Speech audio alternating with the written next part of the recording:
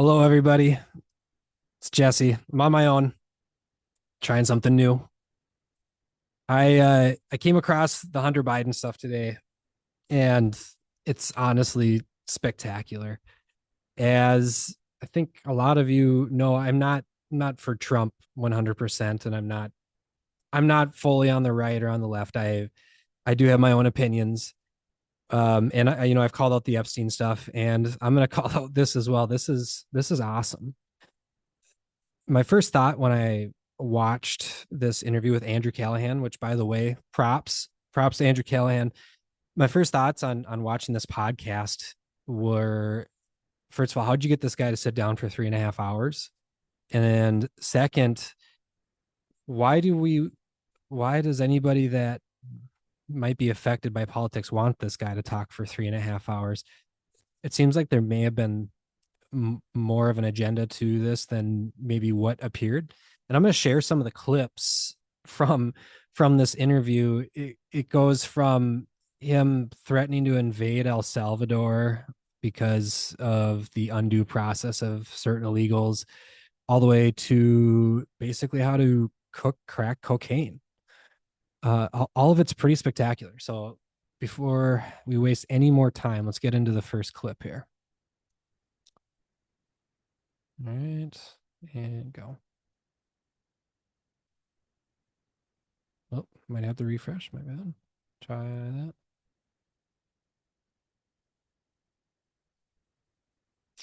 And go. And volume. Say, you have to talk about and realize that people are really upset about illegal immigration. You. How do you think your hotel room gets cleaned? How do you think you got food on your table? Who do you think washes your dishes? Who do you think does your garden? Who do you think is here by the sheer just grit and will that they figured out a way to get here because they thought that they could give themselves and their family a better chance. And he's somehow convinced all of us that these people are the criminals for someone. Am I going to all right? So like, my first thoughts. Illegals are so much more than our servants, and that's the way that I interpret what he's saying right now. And there's certain illegals in this country that are here illegally that are gang members, and there are other illegals in this country that are here trying to find safety and create a life for themselves. And what those people go through before coming to America, I don't have any idea.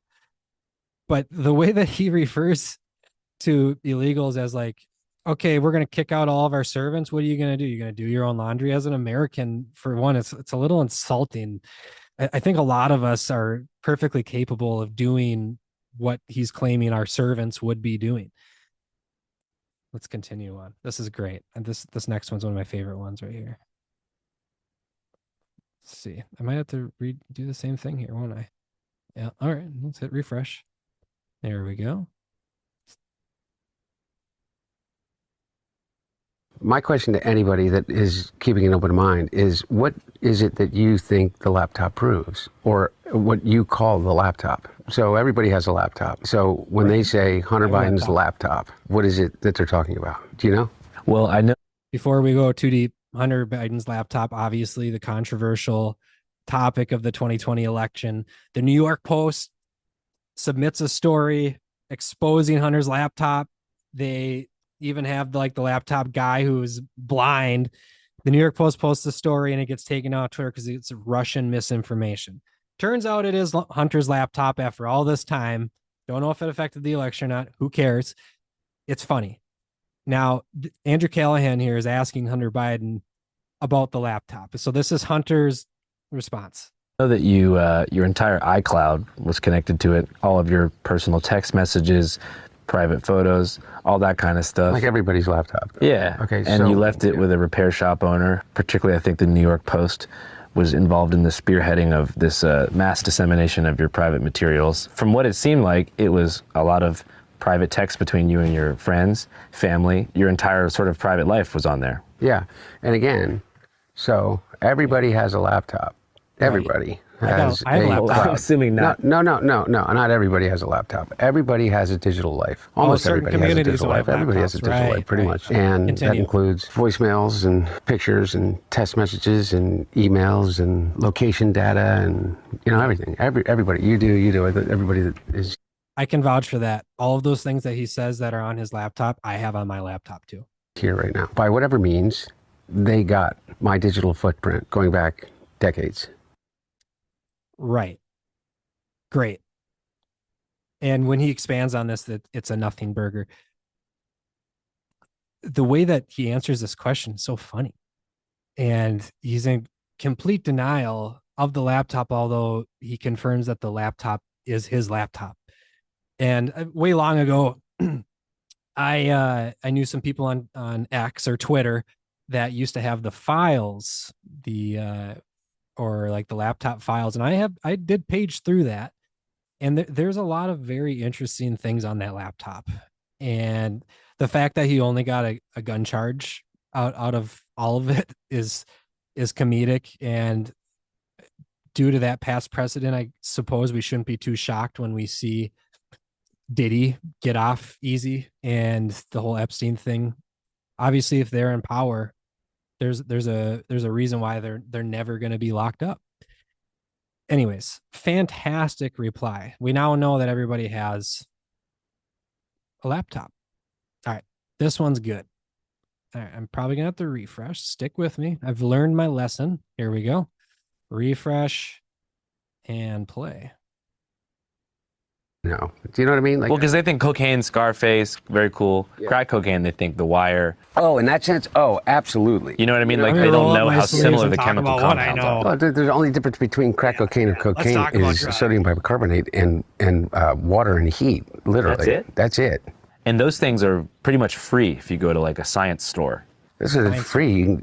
You can go to your neighborhood convenience store You can go to your neighborhood convenience store to make crack.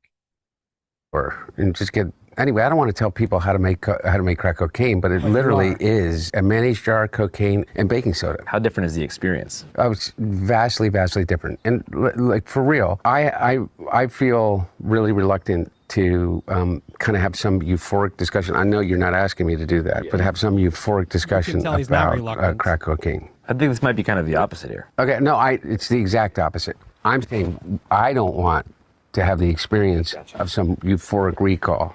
That's how powerful crack cocaine is. Does crack cocaine make you act any differently? No. Is it safer than alcohol? Probably. People. Is crack cocaine safer than alcohol? Probably. Does it make you act any different? No. This is a man that's not sober. I'm telling you right now, this man is not sober. He can say that he's sober. He is not sober. That is not coming out of a sober mouth. 100%. That is not coming out of a sober mouth. Speaking from experience. Think of crack as being dirty. It's the exact opposite. When you make crack, what you're doing is you're burning off all the impurities so that it combines with the sodium bicarbonate, which makes it smokable. That's all. You know, all of these actors Crack's just got a bad name. It's clean. It's pure. and, people in the past that talked about they had a problem with cocaine and freebasing. They were smoking crack. So straw on the stove is the same thing. Not exactly, but close to it. But it's a little bit different. But anyway, My overall thought with this, listening to it now for the third time, is what is he cooking for DC? Is that what his role is as a cook? There's another. and water and heat, literally. That's it? That's it. We'll And- fast forward And with the sodium bicarbonate, because we're there's something smoking else crack. you mentioned. So But it's a little bit different. But anyway, my point about it, your point about it, which I think is true, is that there's a thing about crack that is really insidious. And what it is that anytime, I think one of the reasons that they believe that smoking cigarettes is so addictive is because it combines three really important things.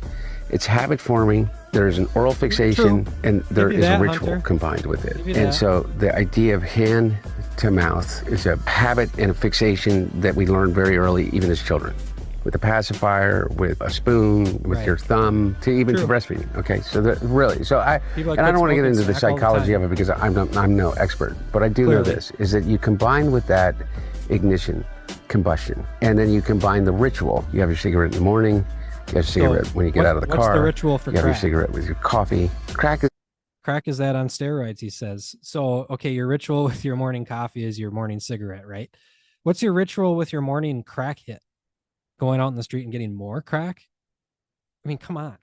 Is that on steroids? It's over and over. There's ritual to it. There's a ritualized part of it. The combination of all of those addictive behaviors together becomes like really powerful. And the drug in and of itself is a more immediate euphoric sensation. Oh, he's getting euphoric. He didn't want to do that. Than, in my experience, cocaine alone. Does it require more frequency to maintain the high? Yes. Yes. And the capacity to use more than you could otherwise with powder cocaine, just physically to be able to ingest it. So you're kind of saying that cocaine reaches a certain plateau of euphoria where you can't necessarily get any higher? In my experience, yes. This is like a PSA. If you want to completely, utterly fuck up your life, you know, I don't think that anything is necessarily, oh, you do it once, you're addicted. But there's about the closest thing that statement could be true would be with crack cocaine. He was finally about to say something real. And he was going to say crack cocaine fucks up your life. And yes, 100% it fucks up your life. There is no doubt about it, Hunter. And that's a great call. You need to figure out how to get sober from it because you're fucking up your life so badly. And it's purely evident. The round of these podcasts, he did another one a few days ago. The rounds of these podcasts, it's obviously for money. I mean, why else? What other motive does he have to come out and speak like this? This one I found interesting. I found this very interesting. And what it refers to is the debate, the famous debate of 2024. The week later, Biden has to step down because it was such an embarrassment, right? Check this out. I think this kind of confirms that what we were thinking.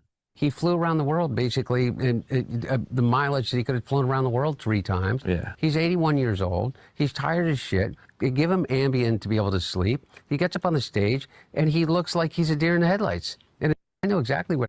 So, okay, if this is true, if he got Ambien because he was tired, if they're already giving him different types of drugs, and I think we all knew that Joe was on some kind of drug that night, but they wouldn't be giving him Ambien before he goes on stage. They would be giving him Ambien to go to bed, but if he's tired as hell, he probably doesn't need help falling asleep. I mean, him falling asleep on the beach when, you know, like there's all of the media there. Obviously, he doesn't have trouble sleeping unless he was on Ambien at that time also.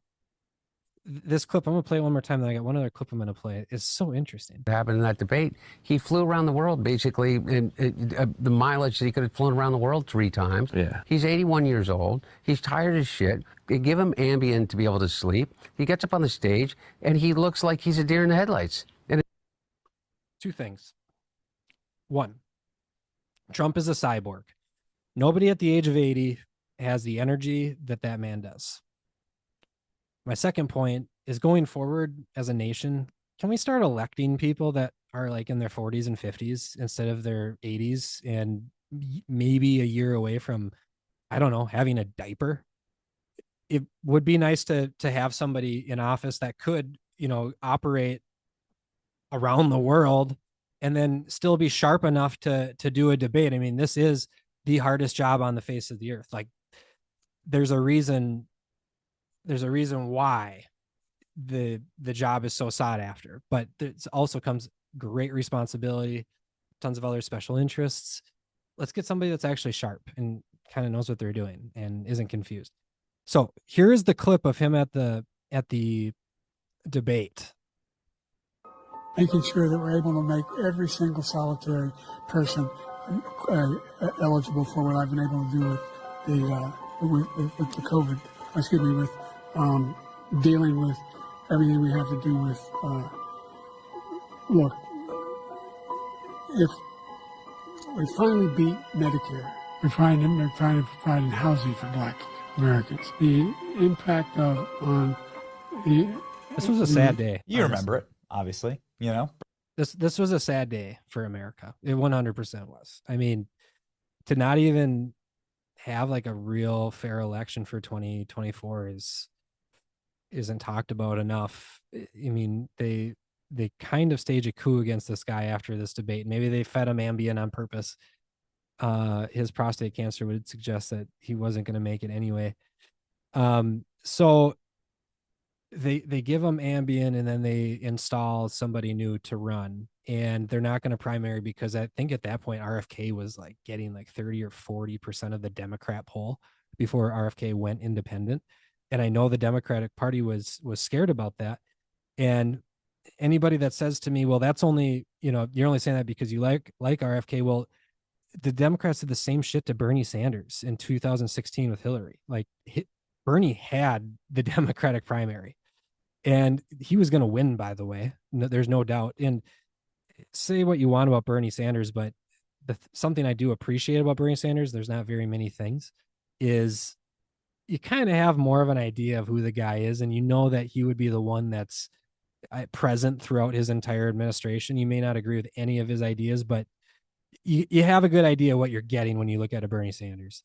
This whole administration before Trump and now even the current one, there's so many different vessels of confusion in today's political climate that I don't care to really get too deep into it because I don't understand a whole lot of it, honestly. So that's pretty much it for today. I hope you guys enjoy this. Like, subscribe, comment, leave some feedback if you could. Maybe we'll do another one soon. Thank you.